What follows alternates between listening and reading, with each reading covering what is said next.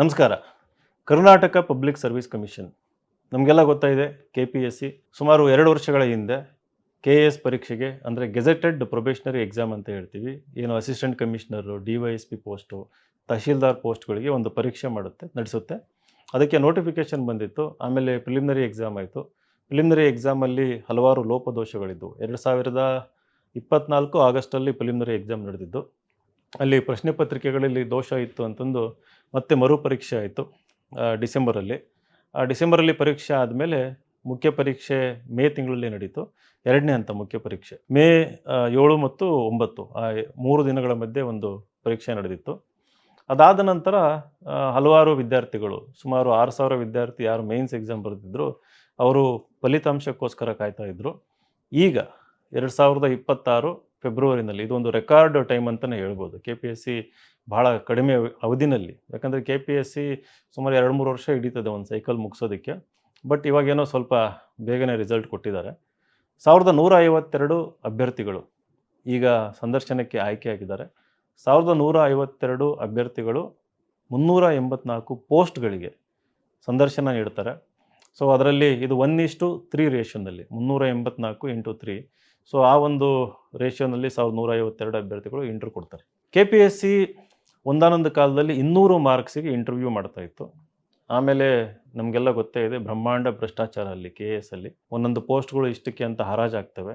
ಯಾಕಂತಂದರೆ ಎಲ್ಲ ಮಂತ್ರಿಗಳು, ಮಿನಿಸ್ಟ್ರುಗಳು, ದೊಡ್ಡ ದೊಡ್ಡ ಅಧಿಕಾರಿಗಳು, ದೊಡ್ಡ ದೊಡ್ಡ ಬಿಸ್ನೆಸ್ ಮೆನ್ಗಳು, ಯಾರು KAS ಮೆಂಬರ್ಸಿಗೆ ಸಂಬಂಧ ಇರ್ತದೆ, KAS ಮೆಂಬರ್ಸ್ಗಳ ಜೊತೆ ಆತ್ಮೀಯತೆ ಇರ್ತದೆ, KASನಲ್ಲಿರುವ ಅಧಿಕಾರಿಗಳು ಇರ್ಬೋದು ಅಥವಾ ಸಿಬ್ಬಂದಿಗಳ ಜೊತೆ ಒಂದು ಒಡನಾಟ ಇರ್ತದೆ, ಅವರೆಲ್ಲರೂ ವೀರಾವೇಶವಾಗಿ ಯಾವುದೇ ಒಂದು ಭಯ ಇಲ್ದಂಗೆ ಈ ಪೋಸ್ಟ್ಗಳನ್ನು ಕೊಂಡ್ಕೊಳ್ಳೋ ಒಂದು ಪದ್ಧತಿ ಇತ್ತು. ಸೊ ಆಮೇಲೆ ಅದನ್ನು 50 ಮಾರ್ಕ್ಸಿಗೆ ಇಳಿಸಿದರು ಇಂಟರ್ವ್ಯೂನಲ್ಲಿ. ಸೊ ದಟ್ ಇಂಟರ್ವ್ಯೂನಲ್ಲಿ ಅಷ್ಟೊಂದು ಆಟ ನಡಿಬಾರ್ದು ಅಂತ. ಆದರೂ ಕೂಡ ಭ್ರಷ್ಟಾಚಾರ ನಡೀತು. ಇವಾಗ ಆ ಮಾರ್ಕ್ಸನ್ನು 25 ಮಾರ್ಕ್ಸಿಗೆ ಇಳಿಸಿದ್ದಾರೆ. ಸೊ ಇಂಟರ್ವ್ಯೂನಲ್ಲಿ 25 ಮಾರ್ಕ್ಸು, ಅದರಲ್ಲಿ ಕನಿಷ್ಠ 10 ಕೊಡಬೇಕು, ಮ್ಯಾಕ್ಸಿಮಮ್ 20 ಕೊಡಬೇಕು ಅಂತ ಒಂದು ರೂಲ್ ಇದೆ. ಅಂದರೆ 25ಕ್ಕೆ 25 ಕೊಡೋಂಗಿಲ್ಲ ಇಲ್ಲಿ, ಅಥವಾ 25ಕ್ಕೆ 4-5 ಕೊಡೋಂಗಿಲ್ಲ. ಕೊಟ್ಟರೂ ಕೂಡ ಭಾಳ ರೇರ್ ಆಗಿ ಎಕ್ಸೆಪ್ಷನಲ್ ಕೇಸಸಲ್ಲಿ ಏನಾದರೂ 10ಕ್ಕಿಂತ ಮಾರ್ಕ್ಸ್ ಕಡಿಮೆ ಕೊಟ್ಟು ಅಥವಾ 20ಕ್ಕಿಂತ ಜಾಸ್ತಿ ಕೊಟ್ಟರು ಅಂತಂದರೆ ಆ ರೀಸನ್ನ ನಮೂದಿಸಬೇಕಾಗುತ್ತೆ. ಯಾಕೆ ಈ ಒಬ್ಬ ಕ್ಯಾಂಡಿಡೇಟಿಗೆ 20ಕ್ಕಿಂತ ಹೆಚ್ಚು ಮಾರ್ಕ್ಸ್ಗಳನ್ನು ಕೊಟ್ಟಿದ್ದಾರೆ ಅಂತಂದ್ಬಿಟ್ಟು ಒಂದೆರಡು ಕಾರಣಗಳನ್ನು ಹೇಳಬೇಕಾಗುತ್ತೆ. ಕಡಿಮೆ ಕೊಟ್ಟರೆ ಅದಕ್ಕೂ ಕೂಡ ಕಾರಣಗಳನ್ನು ಹೇಳಬೇಕಾಗುತ್ತೆ.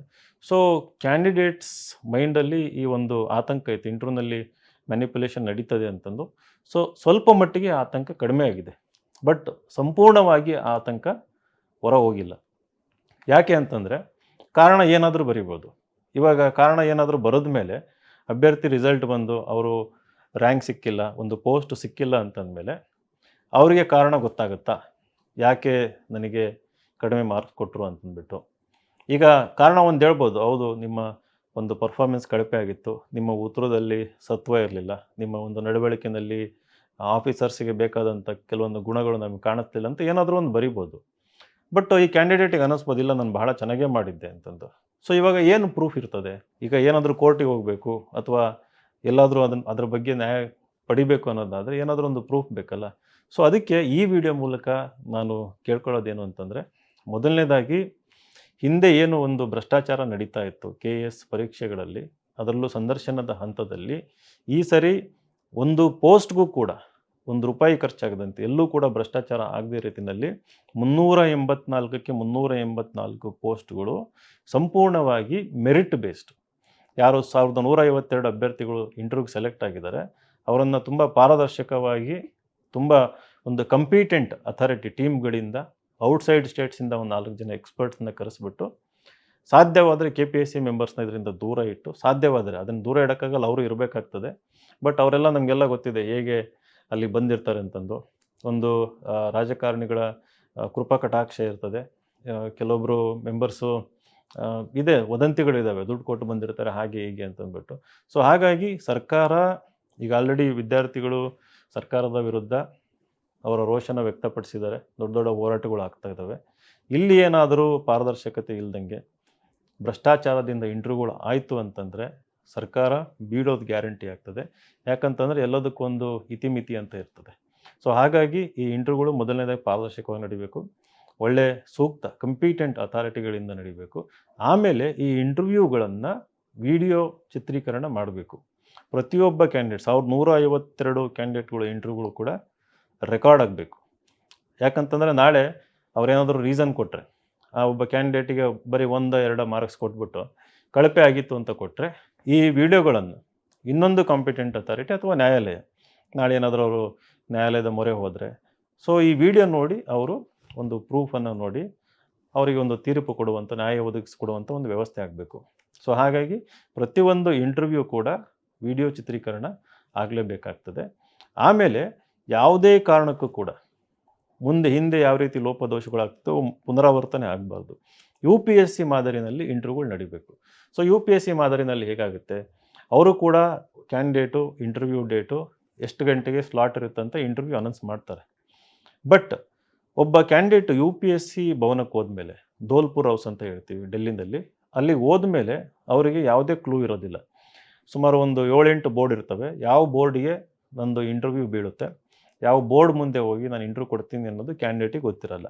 ಹಾಗೆಯೇ ಬೋರ್ಡಿಗೂ ಕೂಡ ಯಾವ ಕ್ಯಾಂಡಿಡೇಟ್ ಇವತ್ತು ಬರ್ತಾರೆ ಅನ್ನೋದು ಕೂಡ ಗೊತ್ತಿರೋದಿಲ್ಲ. ಸೊ ಇದು ಭಾಳ ಇಂಪಾರ್ಟೆಂಟು. ಯಾಕಂತಂದರೆ ಇಲ್ಲಿ ಇನ್ಫ್ಲೂಯೆನ್ಸ್ ಮಾಡ್ಸೋಕ್ಕಾಗಲ್ಲ. ಒಬ್ಬ ಕ್ಯಾಂಡಿಡೇಟ್ ಇನ್ಫ್ಲೂಯೆನ್ಸ್ ಮಾಡಿಸ್ಬೇಕಂತಂದರೆ 8 ಬೋರ್ಡ್ಗಳು ಇನ್ಫ್ಲೂಯೆನ್ಸ್ ಮಾಡಿಸ್ಬೇಕಾಗುತ್ತೆ. ಇದು ಕಷ್ಟ ಸಾಧ್ಯ. ಹಾಗಾಗಿ UPSCನಲ್ಲಿ ಯಾವುದೇ ರೀತಿ ಕರಪ್ಷನ್ ಇಲ್ಲ. ಇಲ್ಲೂ ಕೂಡ ಕ್ಯಾಂಡಿಡೇಟ್ ಗೊತ್ತಿರಬಾರ್ದು ಯಾವ ಬೋರ್ಡಿಗೆ ಹೋಗ್ತಾರೆ ಅಂತಂದ್ಬಿಟ್ಟು, ಹಾಗೆಯೇ ಬೋರ್ಡ್ಗಳಿಗೂ ಕೂಡ ಗೊತ್ತಾಗಬಾರ್ದು. ಸೊ ಇದನ್ನು ಎಕ್ಸಾಮಿನೇಷನ್ ಕಂಟ್ರೋಲರ್ ಇರ್ಬೋದು, ಸೆಕ್ರೆಟರಿ ಇರ್ಬೋದು, KPSCನಲ್ಲಿ ಈ ಒಂದು ವ್ಯವಸ್ಥೆನ ಜಾರಿಗೆ ತರಬೇಕಾಗುತ್ತೆ. ಇದನ್ನು ಸರ್ಕಾರ ಇದ್ರ ಬಗ್ಗೆ ಒಂದು ನಿಗಾ ವಹಿಸಬೇಕು. ಆಮೇಲೆ ಇಂಟರ್ವ್ಯೂ ಮಾರ್ಕ್ಸು. ಈಗ ಇಂಟರ್ವ್ಯೂ ಮಾರ್ಕ್ಸ್, ಒಂದು ಕ್ಯಾಂಡಿಡೇಟ್ ಇಂಟರ್ವ್ಯೂ ಆಗುತ್ತೆ, 4-5 ಜನ ಮಾಡ್ತಾರೆ. ಇವರು ಇಂಟರ್ವ್ಯೂ ಮಾರ್ಕ್ಸ್ ಇಷ್ಟಂತ ಕೊಡ್ತಾರೆ. 25ಕ್ಕೆ ಆಯಿತು, ಈ ಕ್ಯಾಂಡಿಡೇಟಿಗೆ 15 ಬಂತು ಅಂತ ಕೊಡ್ತಾರೆ. ಈಗ ಇಲ್ಲಿ ಬರೆದಿರೋ 15 ಮಾರ್ಕ್ಸು ಫೈನಲ್ ಆಗಿ ಅದೇ 15 ಮಾರ್ಕ್ಸಲ್ಲಿ ನಮೂದಾಗುತ್ತಾ ಈ ಪ್ರಾಸೆಸ್ಸಲ್ಲಿ? ಅಂದರೆ ಬೋರ್ಡ್ ಆ ಮೊಮೆಂಟಲ್ಲಿ 15 ಮಾರ್ಕ್ಸ್ ಹಾಕಿದ್ದು, ಆಮೇಲೆ ಫೈನಲಲ್ಲಿ ಮೇನ್ಸ್ ಪ್ಲಸ್ ಇಂಟರ್ವ್ಯೂ ಮಾರ್ಕ್ಸ್ ಏನು ಆ್ಯಡ್ ಆಗುತ್ತಲ್ಲ, ಅದು 15 ಇರುತ್ತಾ ಅಂತಂದ್ಬಿಟ್ಟು ನಾವು ಯಾವ ರೀತಿ ಗೊತ್ತಾಗುತ್ತೆ ನಮಗೆ? UPSCನಲ್ಲಿ ಏನು ಮಾಡ್ತಾರೆ, ಕ್ಯಾಂಡಿಡೇಟ್ ಮಾರ್ಕ್ಸ್ ಅದು ಇಂಟರ್ವ್ಯೂ ಮುಗಿದ ಮೇಲೆ ಆ ಮಾರ್ಕ್ಸ್ನ ಒಂದು ಲಕೋಟಿನಲ್ಲಿ ಹಾಕಿ ಸೀಲ್ ಮಾಡಿ ಅದನ್ನು ಕಳಿಸ್ತಾರೆ. ಅದಾದಮೇಲೆ ಯಾವುದೇ ಕಾರಣಕ್ಕೂ ಆ ಮಾರ್ಕ್ಸನ್ನು ಚೇಂಜ್ ಮಾಡೋದಕ್ಕೆ ಆಗೋದಿಲ್ಲ. ಬಟ್ KPSCನಲ್ಲಿ ಹಿಂದೆ ನಮಗೆ ಗೊತ್ತಿರೋ ಪ್ರಕಾರ, ವದಂತಿಗಳ ಪ್ರಕಾರ ಹೇಗಾಗ್ತದೆ, ಕಾಟಾಚಾರಕ್ಕೆ ಏನೋ ಒಂದು ಮಾರ್ಕ್ಸ್ ಕೊಡ್ತಾರೆ. ಇವಾಗ ಅದು ಕಾಟಾಚಾರಕ್ಕೆ ಇಂಟರ್ವ್ಯೂ ಮಾಡ್ತಾರೆ, ಏನೇನೋ ಸಿಲ್ಲಿ ಕ್ವಶನ್ ಕೇಳೋಂಥದ್ದು, ಭಾಳ ಗಂಭೀರತೆಯಿಂದ ಒಂದು ಇಂಟರ್ವ್ಯೂ ನಡೆಯೋದಿಲ್ಲ. ಅದಾದಮೇಲೆ ಸಾಯಂಕಾಲ ಕೂತ್ಕೊಂಡ್ಬಿಟ್ಟು ಏನು ಮುಂಚೆ ಡೀಲ್ ಆಗಿರ್ತದೆ ಅದ್ರ ಪ್ರಕಾರ ಈ ಮಾರ್ಕ್ಸ್ಗಳನ್ನು ಕೊಡ್ತಾರೆ ಅನ್ನೋ ಒಂದು ವದಂತಿ ಇದೆ. ಅಂತಂದರೆ ಯಾವುದೋ ಒಂದು AC ಸೀಟು ಇಷ್ಟಕ್ಕೆ ಅಂತ ಡೀಲ್ ಆಗಿರ್ತದೆ. ಸೊ ಈ ಕ್ಯಾಂಡಿಡೇಟು ಮೇನ್ಸ್ ಮಾರ್ಕ್ಸ್ ಗೊತ್ತಿರ್ತದೆ ಇವರಿಗೆ, ಇಷ್ಟು ಮಾರ್ಕ್ಸ್ ಕೊಟ್ಟರೆ ಇವ್ರಿಗೆ AC ಸಿಗ್ತದೆ. ಸೊ ಇಂಟರ್ವ್ಯೂ ಹೆಂಗಾದರೂ ಆಗಿರಲಿ, ಆಮೇಲೆ ಮಾರ್ಕ್ಸ್ಗಳು ಬದಲಾಗ್ತವೆ ಅಂತಂದು. ಸೊ ಇದನ್ನು ಬಹಳ ಗಂಭೀರವಾಗಿ ತಗೊಂಡು ಈ ಸಮಸ್ಯೆಗೆ ಪರಿಹಾರ ಕಂಡುಹಿಡಿದು ಇದನ್ನು ಸರಿಪಡಿಸಲೇಬೇಕು ಅಂತಂದು ಈ ವಿಡಿಯೋ ಮೂಲಕ ನಾನು ಆಗ್ರಹಿಸ್ತಿದ್ದೀನಿ. ಇದು ಬಹಳ ಇಂಪಾರ್ಟೆಂಟ್. ಇಲ್ಲ ಅಂತಂದರೆ ಬಹಳ ಪ್ರತಿಭಾವಂತ ವಿದ್ಯಾರ್ಥಿಗಳು ಇವಾಗ ನೋಡಿ, ಈ ಏನು 1152 ಅಭ್ಯರ್ಥಿಗಳು ಪಾಸಾಗಿದ್ದಾರೆ, ಮೆಜಾರಿಟಿ UPSC ಆಸ್ಪಿರೆಂಟ್ಸು, UPSC ಲೆವೆಲ್ಲಿಗೆ ಪ್ರಿಪೇರ್ ಆಗಿರೋರು, UPSC ಮೇನ್ಸ್ ಬರೆದಿರೋರು, UPSC ಇಂಟರ್ವ್ಯೂ ಕೊಟ್ಟಿರೋಂಥವ್ರು ಇರ್ತಾರೆ. ಸುಮಾರು ಒಂದು 5-6 ವರ್ಷ ಕಷ್ಟಪಟ್ಟಿರ್ತಾರೆ. ಹಾಗೆಯೇ ಕನ್ನಡ ಮಾಧ್ಯಮದ ಅತ್ಯಂತ ಪ್ರತಿಭಾವಂತ ವಿದ್ಯಾರ್ಥಿನಿಯರು ಕೂಡ ಇದನ್ನು ಪಾಸಾಗಿದ್ದಾರೆ. ಹಳ್ಳಿ ಮಕ್ಕಳು ಇರ್ತಾರೆ, ಬಡವರು ಇರ್ತಾರೆ. ಅವರಿಗೆ ಈ ಏನು ಬಹಳ ಇನ್ಫ್ಲೂಯೆನ್ಷಿಯಲ್ ಪೀಪಲ್ ರೀತಿಯಲ್ಲಿ ಇನ್ಫ್ಲೂಯೆನ್ಸ್ ಮಾಡೋದಕ್ಕೆ ಯಾವುದೇ ಅಂತ ಮಾರ್ಗಗಳಿರಲ್ಲ. ಅದು ಮಾಡಲೂಬಾರ್ದು, ಯಾರೂ ಮಾಡಲೂಬಾರ್ದು, ಭ್ರಷ್ಟಾಚಾರ ಇರಲೇಬಾರ್ದು. ಸೊ ಅವರಿಗೆ ಒಂದು ಸಮಾನ ಅವಕಾಶ ಸಿಗಬೇಕು ಅನ್ನೋದಾದರೆ ಈ ಒಂದು ವ್ಯವಸ್ಥೆನ KPSCನಲ್ಲಿ ಜಾರಿಗೆ ತರಲೇಬೇಕು. ಅವರ ಪ್ರತಿಭೆ ಮತ್ತು ಸಾಮರ್ಥ್ಯಕ್ಕೆ ತಕ್ಕಂತೆ ಅವರಿಗೆ ಮಾರ್ಕ್ಸು ಬರಬೇಕಾಗತ್ತೆ. ಸೊ ಈ ರೀತಿ ಮಾಡಿದಾಗ KPSCನಲ್ಲಿ ಒಂದು ಸುಧಾರಣೆ ಕಾಣಿಸುತ್ತೆ, KPSC ಮೇಲೆ ನಂಬಿಕೆ ಜಾಸ್ತಿ ಆಗುತ್ತೆ. ಆಮೇಲೆ ಮೂರನೇ ಭಾಳ ಮುಖ್ಯವಾದಂಥ ಅಂಶ, ಈ ಇಂಟರ್ವ್ಯೂನ ವಿತಿನ್ ನೆಕ್ಸ್ಟ್ 15ರಿಂದ 20 ದಿನದಲ್ಲಿ ಶುರು ಮಾಡಿ 1 ತಿಂಗಳಲ್ಲಿ ಮುಗಿಸ್ಬೇಕು. ಫಾರ್ ಎಕ್ಸಾಂಪಲ್, UPSC ಮೇನ್ಸ್ ಆದ ತಕ್ಷಣ 65 ದಿನಗಳಲ್ಲಿ ರಿಸಲ್ಟ್ ಕೊಡುತ್ತೆ. ಮೇನ್ಸ್ ರಿಸಲ್ಟ್ ಬಂದು 15ನೇ ದಿನಕ್ಕೆ ಇಂಟರ್ವ್ಯೂನ ಶುರು ಮಾಡುತ್ತೆ. ಸೊ ನಿನ್ನೆ ರಿಸಲ್ಟ್ ಬಂದಿದೆ ಅಂತಂದರೆ 2ನೇ ತಾರೀಕು, ಈಗ ಸುಮಾರು ಇನ್ನೇನು 17-18ನೇ ತಾರೀಕು ಅಷ್ಟೊತ್ತಿಗೆ, ಮಾರ್ಚ್ 17-18ಕ್ಕೆ ಇಂಟರ್ವ್ಯೂ ಶುರು ಆಗಲೇಬೇಕು. ಇನ್ನೊಂದು 4-5 ದಿನದಲ್ಲಿ ಡೇಟ್ಸ್ ಅನೌನ್ಸ್ ಆಗಬೇಕಾಗುತ್ತೆ. ಅದಾದ ನಂತರ UPSC ಏನು ಮಾಡ್ತಾರೆ, ಒಂದು ದಿನಕ್ಕೆ ಏನಿಲ್ಲ ಅಂತಂದ್ರೆ ಒಂದು 70ರಿಂದ 80 ಜನನ ಇಂಟರ್ವ್ಯೂ ಮಾಡ್ತಾರೆ.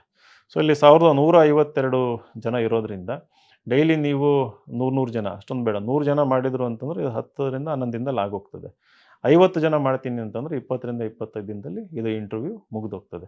ಸೊ ಆರಾಮಾಗಿ ವಿತಿನ್ 25 ಡೇಸ್ ಇದನ್ನು ಇಂಟರ್ವ್ಯೂನ ಮುಗಿಸ್ಬಿಟ್ಟು ಏಪ್ರಿಲ್ 15 ಅಷ್ಟೊತ್ತಿಗೆ ಒಂದು ಫೈನಲ್ ರಿಸಲ್ಟ್ನ ಅನೌನ್ಸ್ ಮಾಡ್ಬೋದು.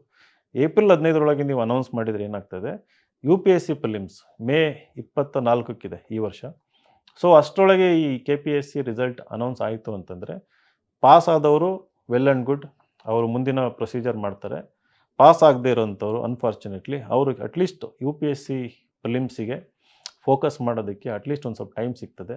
ಇದನ್ನು ಹೀಗೆ ಮುಂದುವರ್ಸ್ಕೊಂಡು ಹೋದರೆ UPSCಗೆ ಪ್ರಿಪೇರ್ ಆಗ್ತಿರೋಂಥ ಮಕ್ಕಳುಗಳು ಏನು 1152ರಲ್ಲಿದ್ದಾರೆ, ಅವರು ಪ್ರಿಲಿಮ್ಸ್ ಎಕ್ಸಾಮ್ನ ಬರೆಯೋದಕ್ಕಾಗಲ್ಲ, ಪ್ರಿಪೇರ್ ಆಗೋದಕ್ಕಾಗಲ್ಲ. ಹಾಗಾಗಿ ಇವೆಲ್ಲ ಅಂಶಗಳನ್ನು ಗಮನದಲ್ಲಿಟ್ಕೊಂಡು KPSCನಲ್ಲಿರುವಂಥ ಅಧಿಕಾರಿಗಳು,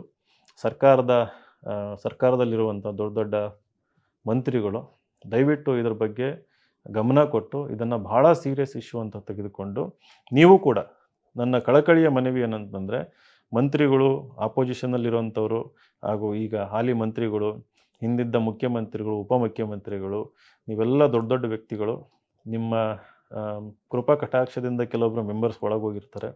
ನಿಮ್ಮ ಹತ್ರ ನೂರಾರು ಜನ ಬರ್ತಾರೆ, ಬಂದು ನಮಗೆ ಇನ್ಫ್ಲೂಯೆನ್ಸ್ ಮಾಡಿಸಿ ಮಾರ್ಕ್ಸ್ ಹಾಕ್ಕೊಡಿ ಅಂತ ಖಂಡಿತ ಬರ್ತಾರೆ. ದಯವಿಟ್ಟು ಅಂಥವರಿಗೆ ನೋ ಅಂತ ಹೇಳಿ ವಾಪಸ್ ಕಳಿಸಿ. ಯಾವುದೇ ಕಾರಣಕ್ಕೂ ಇಂಟರ್ಫಿಯರ್ ಹಾಕೋಬೇಡಿ KPSCನಲ್ಲಿ. ಅದೇ ರೀತಿ ಅಭ್ಯರ್ಥಿಗಳು ಕೂಡ, ಕ್ಯಾಂಡಿಡೇಟ್ಸು ಕೂಡ ನಿಮಗೇನೋ ಒಂದು ಉದ್ಯೋಗ ಬೇಕು, ಈ ಒಂದು AC ಬೇಕು, DYSP ಬೇಕು ಅನ್ನೋ ಒಂದು ಫ್ರಸ್ಟ್ರೇಷನಿಂದ ಅಥವಾ ಒಂದು ಹತಾಶೆಯಿಂದ ಇನ್ಫ್ಲೂಯೆನ್ಸ್ ಮಾಡಿಸೋದಕ್ಕೆ ಹೋಗಬೇಡಿ. ಎಷ್ಟೊಂದು ಸಾರಿ ಅಧಿಕಾರಿಗಳು ಅವರಾಗಿ ಕ್ಯಾಂಡಿಡೇಟ್ಗಳ ಹತ್ರ ಬರೋದಿಲ್ಲ, ಯಾರು KPSCಲಿರೋ ಮೆಂಬರ್ಸ್ ಅವರೇ ಹುಡ್ಕೊಂಡು ಹೋಗ್ತಾರೆ, ಇನ್ಫ್ಲೂಯೆನ್ಸ್ ಇರೋವಂಥವ್ರು. ಸೊ ಕ್ಯಾಂಡಿಡೇಟ್ಸಲ್ಲಿ ಒಂದು ಎಥಿಕ್ಸ್ ಇರಬೇಕಾಗತ್ತೆ. ದಯವಿಟ್ಟು ನೀವು ಒಬ್ಬರು ಹೋದ್ರಿ ಅಂತಂದರೆ ಇನ್ನೊಬ್ಬರು ಬರ್ತಾರೆ, ಇನ್ನೊಬ್ರು ಹೋಗಿರೋದು ಗೊತ್ತಾದರೆ ಇನ್ನೊಬ್ರು ಹೋಗ್ತಾರೆ. ಇದೆಲ್ಲ ಸೀಕ್ರೆಟಿವ್ ಆಗಿ ನಡೀತಾ ಹೋಗ್ತದೆ. ಬಿಗಿನಿಂಗಲ್ಲಿ 384 ಜನಕ್ಕೆ ಎಲ್ಲರೂ ಪ್ರಯತ್ನ ಮಾಡೋದಕ್ಕೆ ಶುರು ಮಾಡಿದಾಗ ಏನಾಗ್ತದೆ, ಇದು ಓಪನ್ ಮಾರ್ಕೆಟ್ ಆಗಿ ಭ್ರಷ್ಟಾಚಾರ ಎಲ್ಲೇ ಮೀರಿ, ಮಿತಿ ಮೀರಿ ಇದು ಎಂಟೈರ್ ಪ್ರಾಸೆಸ್ ಏನಿದೆಯಲ್ಲ ಇದು ನೆನೆಗುದಿಗೆ ಬಿದ್ದೋಗ್ತದೆ. 2011ರ ನಿದರ್ಶನ ಇದೆ. ಅದು 11ರ ಎಕ್ಸಾಮ್ 13ಕ್ಕೆ ರಿಸಲ್ಟ್ ಬಂತು. 13ರಲ್ಲಿ ಕರಪ್ಷನ್ ಎಕ್ಸ್ಪ್ಲೋಡ್ ಆಗಿ ಅದು ಇದೇ ಸಿದ್ದರಾಮಯ್ಯ ಸರ್ಕಾರ ಅವರು ಲಿಸ್ಟ್ ಕ್ಯಾನ್ಸಲ್ ಮಾಡ್ತಾರೆ. ಆಮೇಲೆ 13 ಏನು ರಿಸಲ್ಟ್ ಬಂದಿತ್ತು ಅದು ಸುಮಾರು 7 ವರ್ಷ ಆದಮೇಲೆ 2020ಕ್ಕೇನೋ 2021ಕ್ಕೆ ಫೈನಲ್ ರಿಸಲ್ಟ್ ಬರುತ್ತೆ. ಅಷ್ಟೊತ್ತಿಗೆ ಸುಮಾರು ಒಂದು 7-8 ವರ್ಷ ವಿದ್ಯಾರ್ಥಿಗಳು ಯಾರು ಸೆಲೆಕ್ಟ್ ಆಗಿದ್ದರು ಅವರು ಮಾನಸಿಕವಾಗಿ ಅಸ್ವಸ್ಥರಾದರು, ಏನೇನೋ ಹೋರಾಟಗಳು ಮಾಡಿದರು. It's A mental harassment. So ದಯವಿಟ್ಟು ಅಭ್ಯರ್ಥಿಗಳು ನೈತಿಕತೆ ಹೊತ್ತು, ನೈತಿಕ ಜವಾಬ್ದಾರಿಯಿಂದ ಎಲ್ಲರೂ ಕೂಡ ಒಂದು KPSCಯನ್ನು ಒಂದು ಒಳ್ಳೆಯ ಸಂಸ್ಥೆಯಾಗಿ ಮಾಡೋದಕ್ಕೆ ನಾವೆಲ್ಲ ಶ್ರಮಿಸೋಣ. ಮಾರ್ಗದರ್ಶನಕ್ಕಾಗಿ ನಾವು UPSC ಮಾರ್ಗದರ್ಶನ ಕೊಡ್ತಾ ಇದ್ದೀನಿ. KPSC ಇಂಟರ್ವ್ಯೂ ಮಾರ್ಗದರ್ಶನಕ್ಕೋಸ್ಕರ ನಾನು, ನಮ್ಮ ಸಂಸ್ಥೆ ಸದಾ ನಿಮ್ಮೊಂದಿಗೆ ಇರ್ತದೆ. ಉಚಿತವಾಗಿ, ಏನೂ ದುಡ್ಡು ನಡೆಯಲ್ಲ ಇಲ್ಲಿ. ಏನಾದರೂ ನಿಮ್ಮಲ್ಲಿ ಲೋಪದೋಷಗಳಿದ್ದರೆ, ಕಮ್ಯುನಿಕೇಷನ್ ಸ್ಕಿಲ್ಸ್ ಚೆನ್ನಾಗಿಲ್ಲ ಅಂತಂದರೆ ಖಂಡಿತವಾಗಿಯೂ ಪ್ರಾಕ್ಟೀಸ್ ಮಾಡಿ ಇಂಪ್ರೂವ್ ಮಾಡಿಸೋಣಂತೆ. ಒಂದು ನೈತಿಕ ಹಾದಿಯಲ್ಲಿ ಮೆರಿಟ್ ಬೇಸ್ಡ್ ಆಗಿ ಎಲ್ಲರೂ ಹೋಗೋಣ, ಎಲ್ಲರೂ ಶ್ರಮಿಸೋಣ, ಎಲ್ಲರೂ ಒಗ್ಗಟ್ಟಾಗಿ ಯಾವುದೇ ರೀತಿ ಕರಪ್ಷನ್ ಆಗದೇ ಇರೋ ರೀತಿಯಲ್ಲಿ ಈ ರೀತಿ ಈ ವರ್ಷ ಇಂಟರ್ವ್ಯೂಗಳು ಆಗೋ ರೀತಿಯಲ್ಲಿ ನಾವೆಲ್ಲ ಶ್ರಮಿಸೋಣ. ನಮಸ್ಕಾರ.